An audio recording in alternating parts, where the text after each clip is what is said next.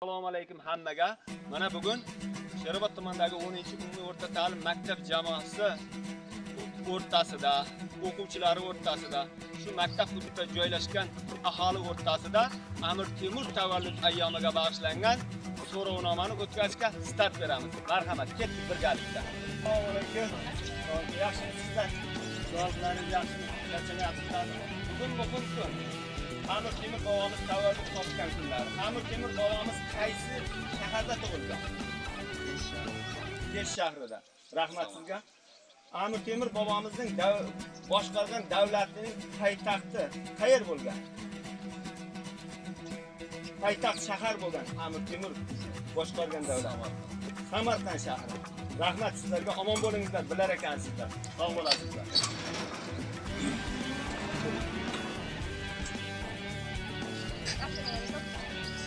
Bugun qanday kun? Yo'q, yaxshi bo'ldimi? Tabriklaymiz bir boramiz. Yo'q, yana bir o'ylab ko'ring. Tarixiy. Hamma ko'p biladigan, hatto yosh bolalar ham biladi desam.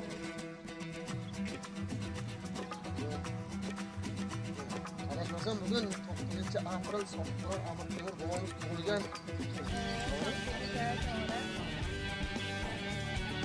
Assalomu alaykum. Yaxshimisiz? Sog'lik yaxshimi? O'zingizni tanishtirsangiz.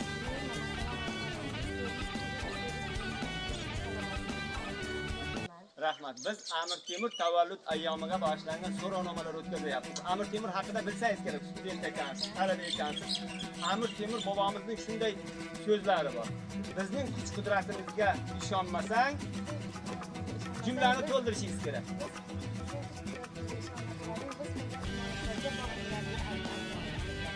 Rahmat. To'g'ri aytdingiz.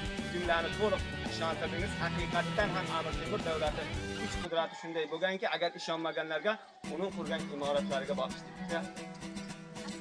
Va alaykum assalom. Yaxshimisiz siz? Sog'ligingiz yaxshimi? Biz bugun Amir Temur bobomizning tavallud ayyomiga bag'ishlangan so'rovnoma o'tkazyapmiz. Marhamat, sizga savolni o'quvchimiz beradi. Qo'lingizdan kelsa javob berasiz. Amir Temurning otasining so'rovnomasi. Ayta olasangiz. Amir Temurning Amir Temur. To'g'ri javob berdilar. Rahmat sizga. Bobomiz haqida she'r biladi. Qani? Amir Temur ulug' bobo so'zidirga to'liq bobo tobor dina tobor hayot Temur bobom barhayot u arvoh ham lashkar boshi sevgan elning hesga Babam dilla bobo donalardan dona bobom der edilar ona elim murodidir elga elim. Rahmat. Shuni bilan Amir Temur bobomiz xotirasiga bag'ishlangan maktab o'quvchilari va maktab hududida olingan so'rovnomamizni yakunlaymiz. Keyingi dasturlarimizga o'tamiz.